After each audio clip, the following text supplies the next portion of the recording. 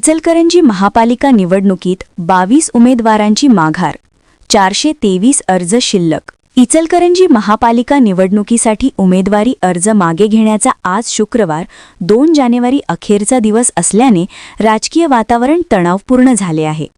गुरुवारी माघार घेतलेल्या 22 उमेदवारांमध्ये AIMIMच्या प्रभाग 9D मधील वाजिद शहाबुद्दीन सावनूर आणि इतर प्रमुख उमेदवारांचा समावेश होता। विभागीय कार्यालयानुसार विभागीय कार्यालय अ मध्ये 117 अर्जांपैकी 5 जणांनी, कार्यालय ब मध्ये 103 अर्जांपैकी 2, कार्यालय क मध्ये 112 अर्जांपैकी 8 आणि कार्यालय ड मध्ये 124 अर्जांपैकी 7 उमेदवारांनी माघार घेतली।